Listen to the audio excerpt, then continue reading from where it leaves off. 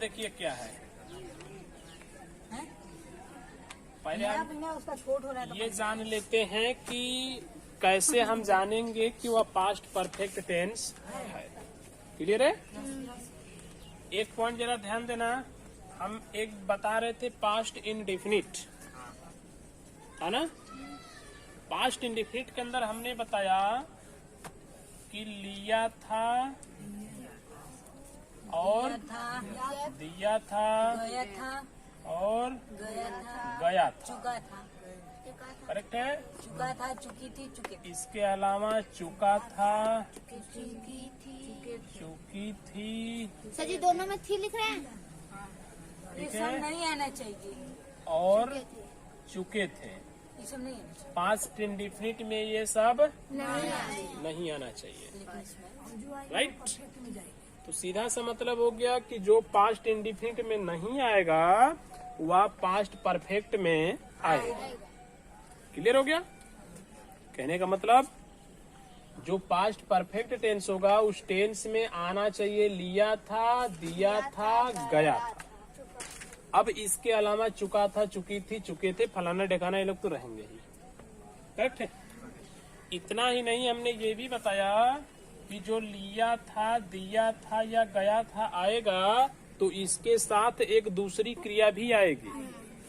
Correct है ना। जब इन लोगों के साथ एक दूसरी क्रिया आएगी तो हम तुरंत समझ जाएंगे कि वह पास्ट परफेक्ट टेंस है। पॉइंट ओके है। अगर इन सब के साथ दूसरी क्रिया नहीं आती है तो तुरंत हमें समझ जाना है कि पास्ट इनडेफिनिट क्या है। जैसे राम आम खाया था, क्या वो खाया हो गया, इसमें लिया में आता है। जैसे राम सेब लिया था, क्या राम सेब लिया था, तो ये आ गया ना लिया था।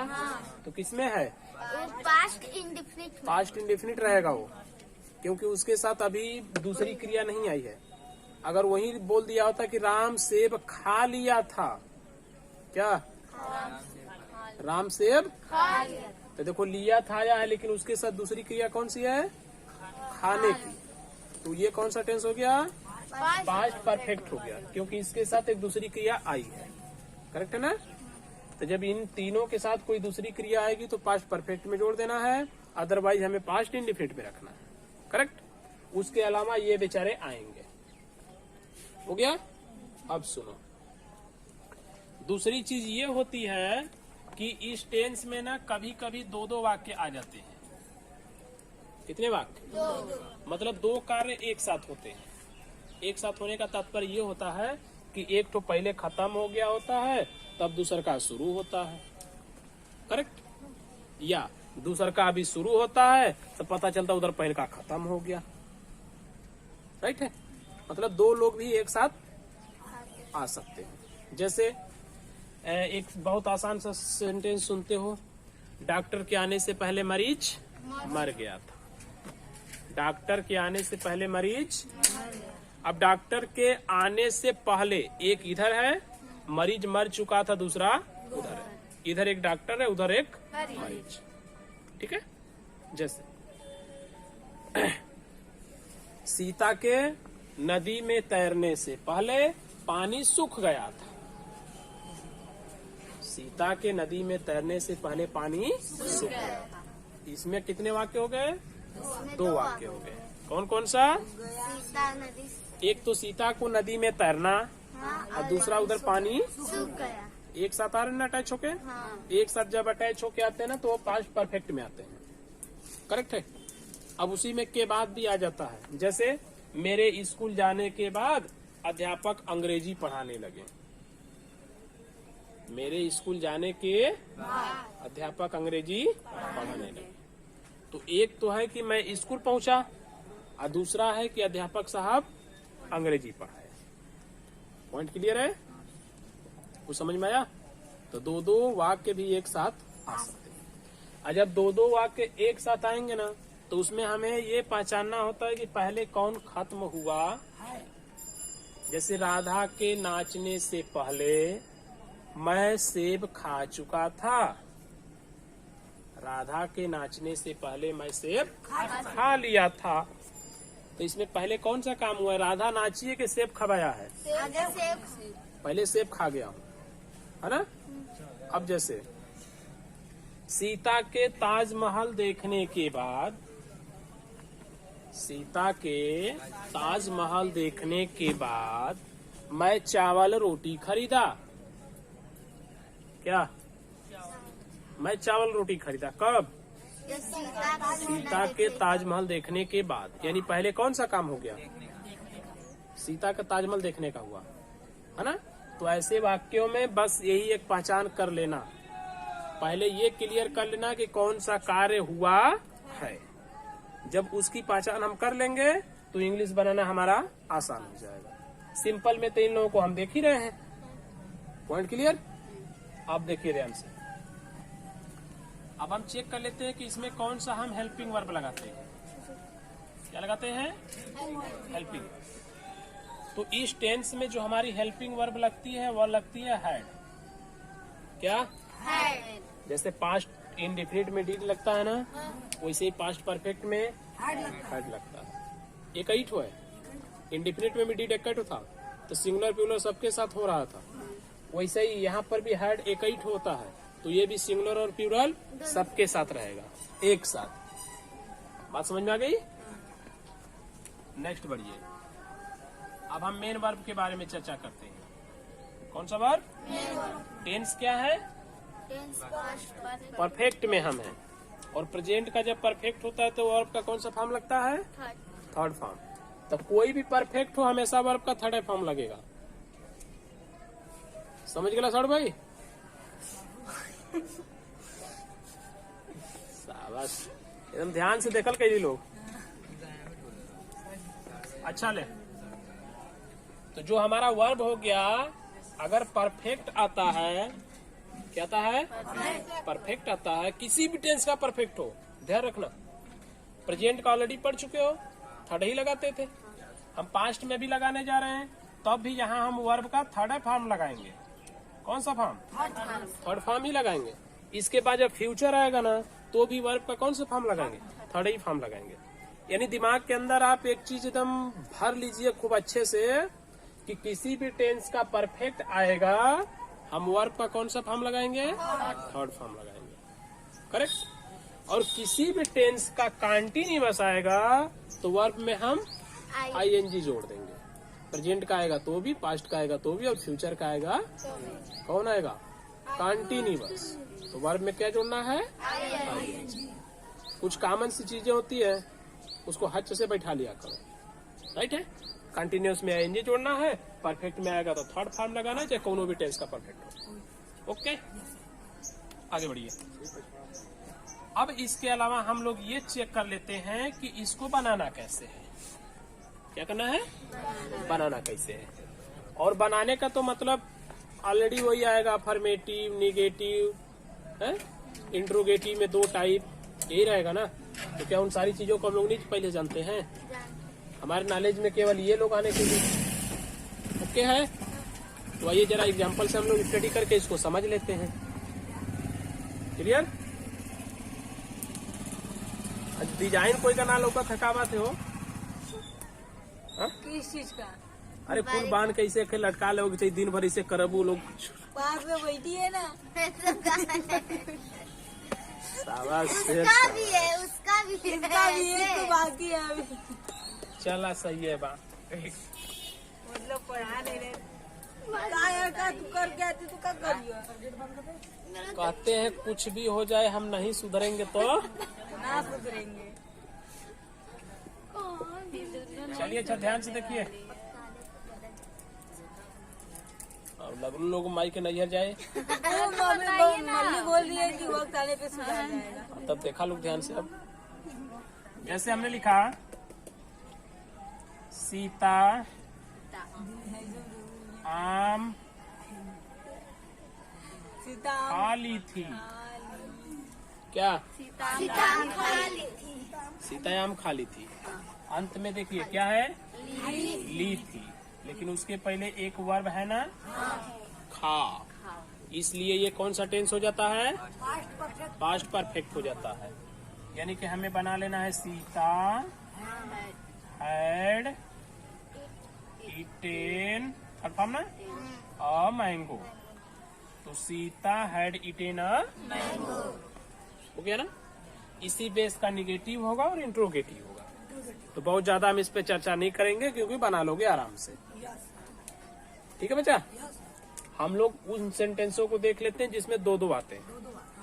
करेक्ट, उसको सीखते हैं जो सीखने लायक है। थोड़ा समझ आ रहा बच्चा?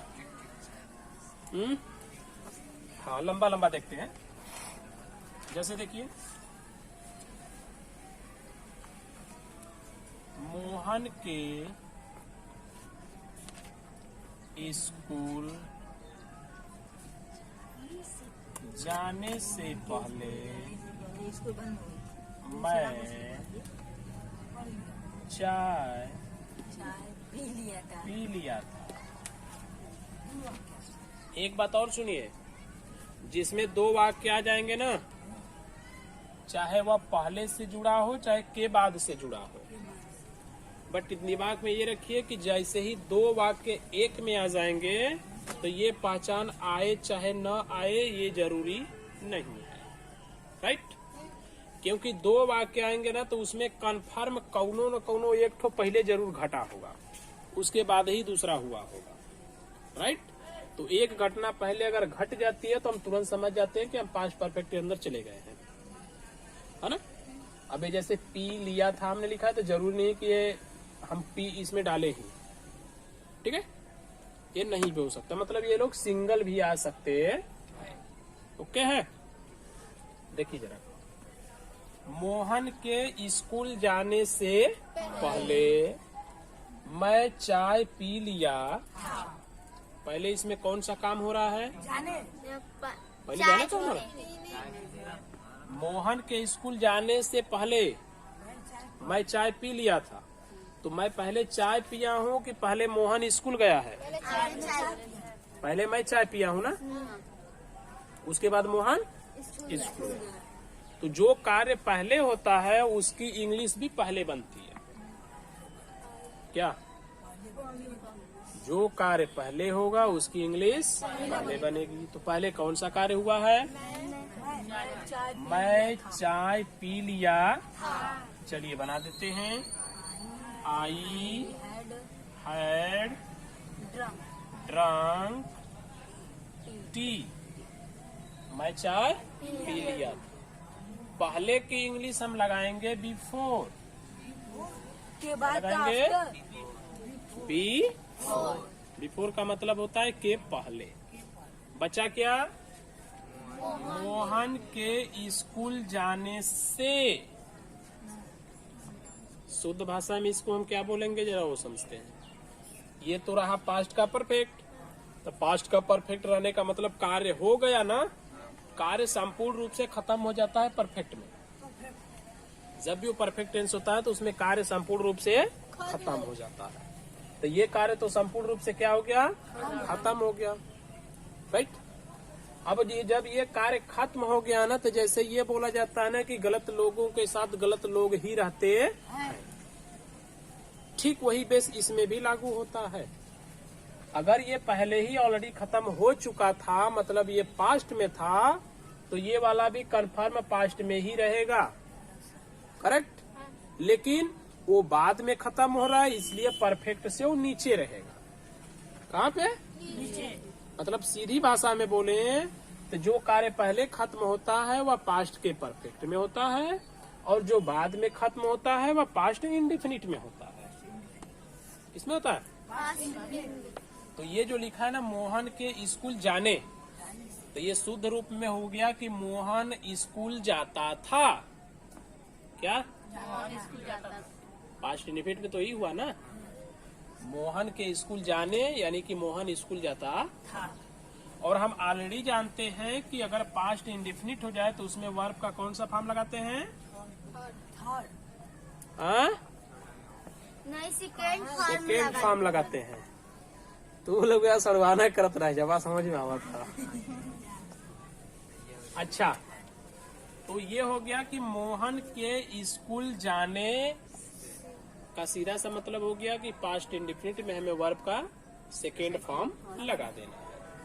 देखिए, मोहन के स्कूल जाने यानी कि मोहन, सेकेंड फॉर्म जाने का went to school. I had drunk tea before Mohan went to school. जो कार्य पहले खत्म हुआ उसे पास्ट परफेक्ट में, और जो कार्य बाद में खत्म हुआ उसे पास्ट इंडेफिनिट में बनाते हैं। ठीक है बालक, समझ गए हो? आगे देखते हैं। आपके पत्र लिखने से पहले वह दूध ले आया था।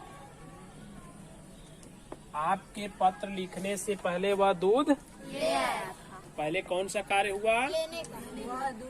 वह दूध ले आया था, पहले ये हुआ। तो हम सबसे पहले इसे ही बनाएंगे। चलिए क्या बनाएंगे?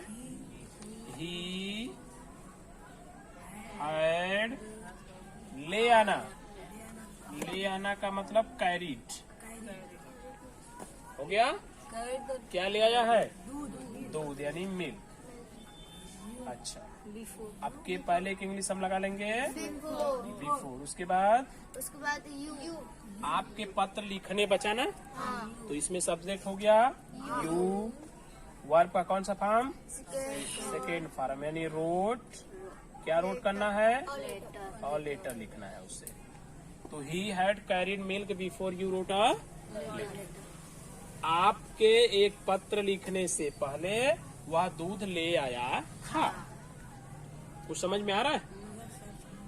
अच्छा, ले ये अभी तक तो पहले था। अच्छा, एक बात और सुनिए, इन सेंटेंसों में ना निगेटिव आएगा, इंट्रोगेटिव भी आएगा।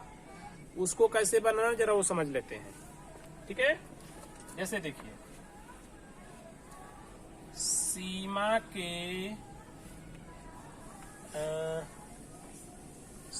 के क्या लिख दें? छोटा सा, नदी में तैरने से पहले उसका भाई, सीमा के नदी में तैरने से पहले उसका भाई खाना नहीं खाया था। निगेटिव है, समझ में आ रहा है? क्या लिखा? सीमा के नदी में तैरने से पहले उसका भाई खाना नहीं खाया था। तो पहले कौन सा काम हो गया? खाना, उसका भाई खाना नहीं खाया था, निगेटिव है। अगर इसी को हमें इंट्रोगेटिव बोला तो कैसे बोलेंगे? क्या सीमा के नदी में तैरने से पहले उसका भाई खाना खा लिया था? Question mark. दूसरे टाइप का अगर बोलना हो तो कैसे बोलेंगे? सीमा के नदी में तैरने से पहले उसका भाई कैसे खाना खा लिया था? क्यों खाना खा लिया था? कहाँ खाना खा लिया था? यही ना इंट्रोगेटिव है।